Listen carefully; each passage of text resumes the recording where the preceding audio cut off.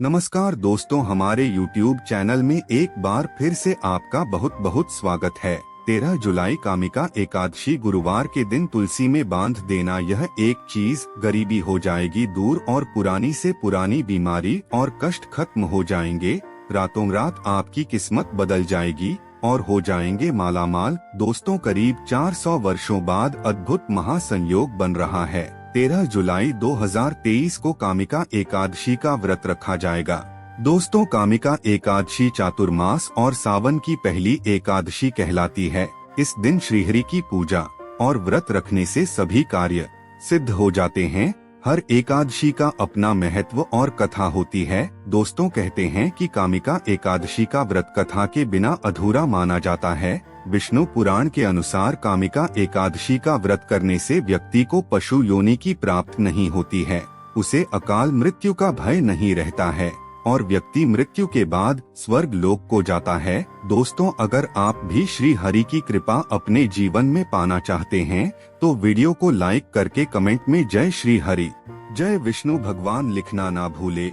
साथ ही चैनल को भी सब्सक्राइब कर ले। दोस्तों, तुलसी का पौधा तो प्रत्येक हिंदू घर में होता है, लेकिन बहुत कम लोग तुलसी के संबंध में शास्त्रों में बताए गए महत्वपूर्ण नियम जानते हैं। तुलसी की पूजा कैसे करनी चाहिए, तुलसी को जल कैसे देना चाहिए, तुलसी के पास कौन सी वस्तुएं शुभ होती है आदि कई महत्वपूर्ण नियमों का पालन करना आवश्यक होता है। इसके अलावा अगर आप तुलसी के नीचे यह एक चीज बांध देते हैं तो आपको माँ तुलसी का ढेर सारा आशीर्वाद मिलता है और आपके घर में माँ लक्ष्मी जी सदैव ही निवास करती हैं। दोस्तों, तुलसी का पौधा घर में होना परिवार के प्रत्येक सदस्य के लिए लाभकारी होता है। यह पौधा हर प्रकार से उपयोगी होता है। पुराणों के अनुसार तुलसी में देवी लक्ष्मी जी का वास होता है और नियमित रूप से इस पौधे की पूजा करने से लाभ भी अवश्य मिलता है। लेकिन यदि आप तुलसी को घर में रखने के साथ ही उसके नीचे यह एक चीज बांध देते हैं तो आपको तुलसी लगाने का कई गुना अधिक फल प्राप्त होता है, क्योंकि इस एक चीज के बिना तुलसी अधूरी मानी जाती है। यह चीज तुलसी को संपूर्ण बनाती है। वेद पुराण में इसके बारे में विस्तार पूर्वक बताया गया है। लेकिन इसी के साथ क्या जानते हैं कि सावन में तुलसी की पूजा करने से भगवान श्री विष्णु और माता लक्ष्मी जी अति शीघ्र प्रसन्न हो जाते हैं और आपको आशीर्वाद मिलता है और जीवन में वह खुशियाँ मिल जाती है जिसके आप हकदार हैं। लेकिन तुलसी के नीचे यह एक चीज बांधना भी है जरूरी। दोस्तों, भारत ही नहीं बल्कि संसार के लगभग अधिकांश देशों में तुलसी को बहुत ही पवित्र की दृष्टि से देखा जाता है। अनेक औषधीय गुणों से भरपूर तुलसी का धार्मिक महत्व भी है। अनेक धार्मिक अनुष्ठानों और तांत्रिक प्रयोगों में इसका उपयोग होता है। पुराणों में तुलसी को भगवान श्री विष्णु जी की पत्नी होने का गौरव मिला है। इसके साथ तुलसी जगत जननी भी है। परमात्मा के अनेक दुर्लभ वरदान में से एक है। तुलसी के बिरवा को अमृत रूपी कहा गया है। जहाँ तुलसी का पौधा लगा होता है वहाँ ब्रह्मा, विष्णु, शिव यानी कि त्रिदेव का निवास होता है और तुलसी की पूजा करने से महापाप भी उसी प्रकार नष्ट हो जाते हैं जैसे सूर्य के उदय होने पर अंधकार नष्ट हो जाता है। शास्त्रों के अनुसार जिन घरों में तुलसी का पौधा हरा भरा रहता है उस घर में सुख शांति और समृद्धि बनी रहती है। भगवान विष्णु जी की पूजा और प्रसाद में तुलसी के पत्ता होना बहुत जरूरी माना जाता है, क्योंकि इसके बिना पूजा अधूरी मानी जाती है। इन्हीं कारणों से सभी हिंदू परिवारों में तुलसी का पौधा लगभग होना जरूरी होता है।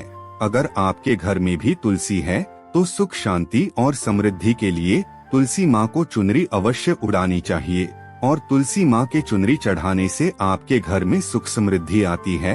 अक्सर लोग जाने अनजाने में कई गलतियाँ कर देते हैं। वह तुलसी का पौधा तो लगा लेते हैं लेकिन तुलसी माँ को चुनरी नहीं उड़ाते, जिसके कारण उन्हें शुभ फलों की प्राप्ति नहीं होती है। माँ के ऊपर तुलसी जरूर बांधनी चाहिए।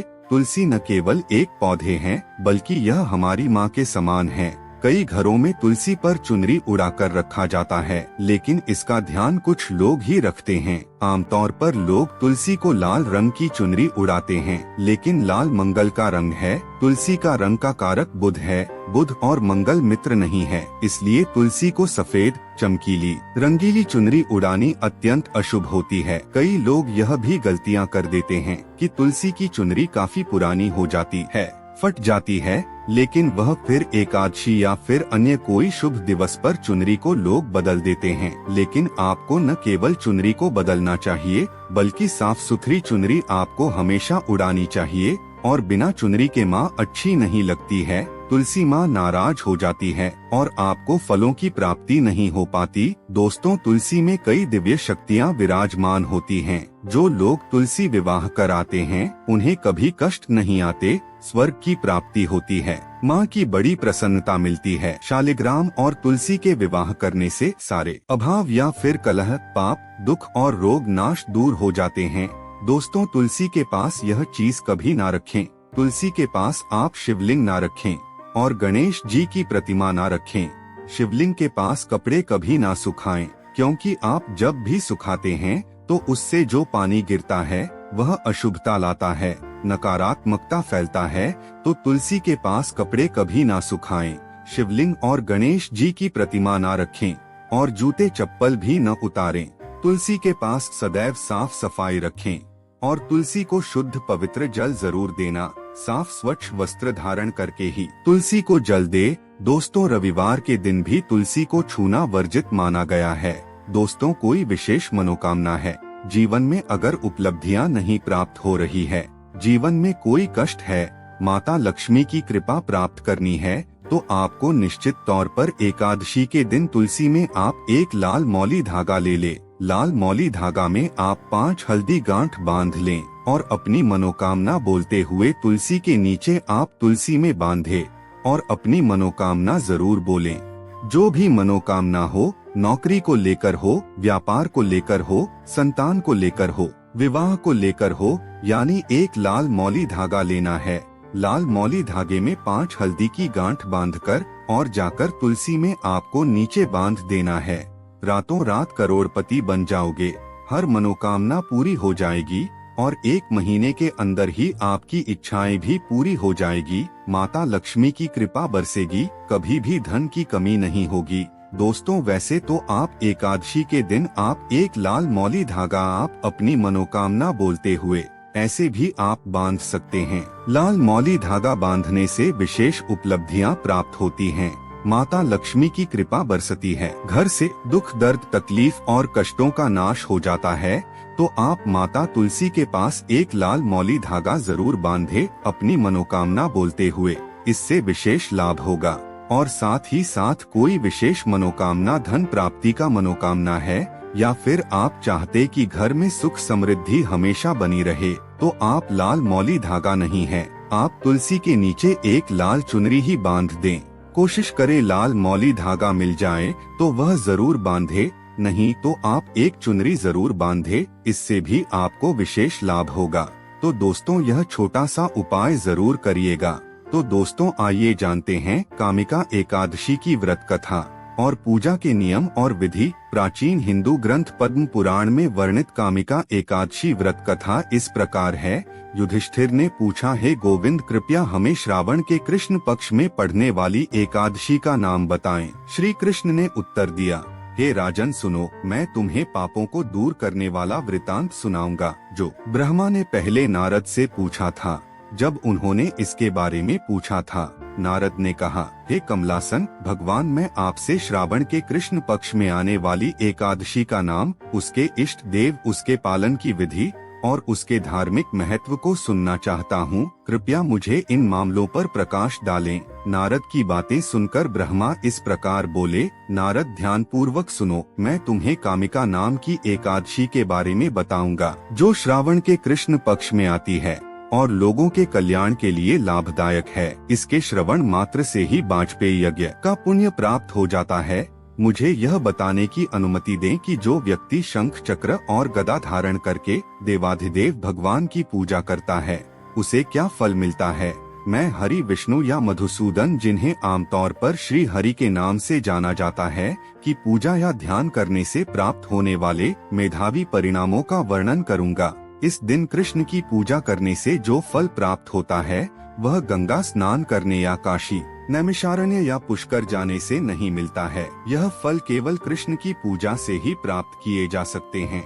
उसे कृष्ण की पूजा करने से वही फल प्राप्त होता है जो बृहस्पति के सिंह राशि में रहने पर गोदावरी या दंडक में स्नान करने से प्राप्त होता है। जो व्यक्ति सोना, तालाब और चांदी सहित भूमि का दान करता है और जो व्यक्ति कामिका एकादशी का व्रत करता है, दोनों को समान फल प्राप्त होता है।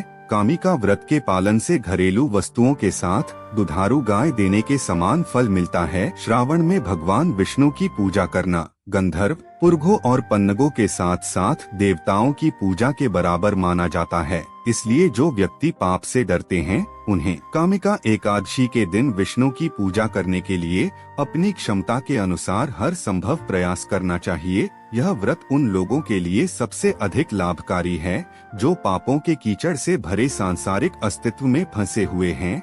यह अपनी पवित्रता और पापों को दूर करने की क्षमता में अद्वितीय है। नारद ऐसा ही है। इसकी पुष्टि स्वयं भगवान विष्णु ने भी की है। कामिका व्रत का पालन करने वालों द्वारा प्राप्त पुरस्कार सर्वोच्च आत्मा के ज्ञान का अनुसरण करने वालों द्वारा प्राप्त पुरस्कारों से कहीं बेहतर है। जो लोग रात भर जागकर कामिका व्रत का पालन करते हैं, वह भयानक यम या किसी भी आपदा का सामना करने से बच जाते हैं। कामिका व्रत का पालन करने के कारण उनका जन्म प्रतिकूल वंश में नहीं होता है। जिन प्रभु संतों ने परम मुक्ति प्राप्त की है, उन्होंने कामिका व्रत का पालन करके ऐसा किया है।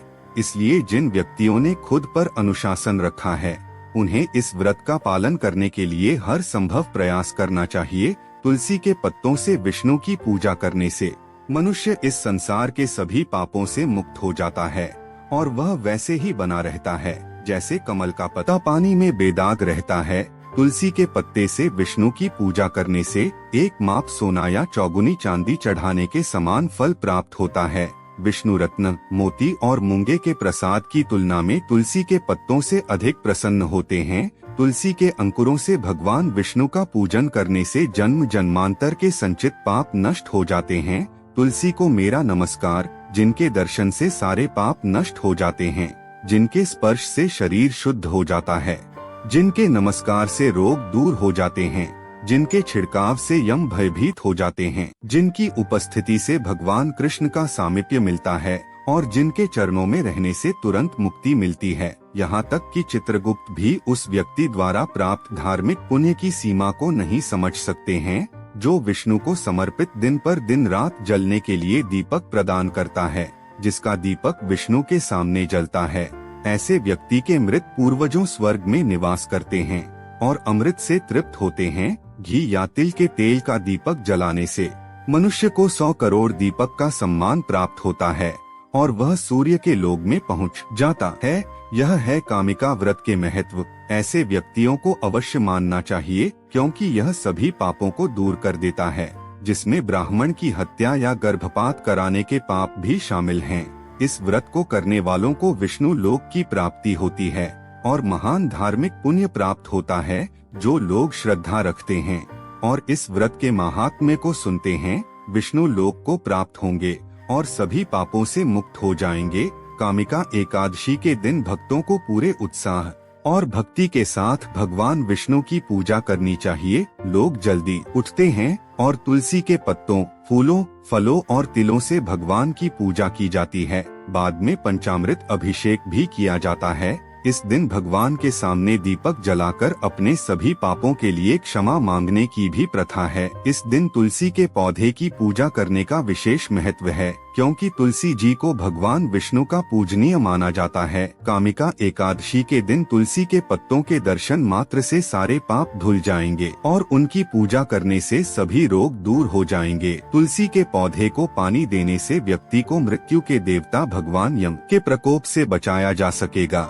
इसलिए यह कामिका एकादशी व्रत अनुष्ठान के दौरान एक प्रमुख भूमिका निभाता है और अधिकांश हिंदू इसी कारण से अपने घरों में तुलसी का पौधा लगाते हैं।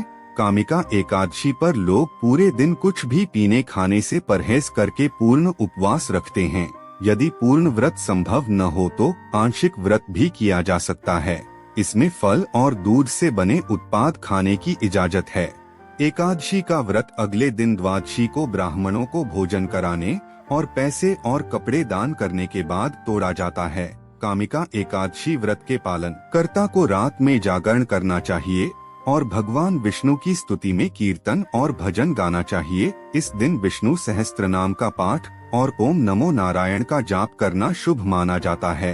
कामिका एकादशी पर हिंदू तीर्थ स्थलों पर भी जाते हैं और गंगा, गोदावरी, यमुना, कृष्णा और कावेरी जैसे विभिन्न तीर्थों में स्नान करते हैं।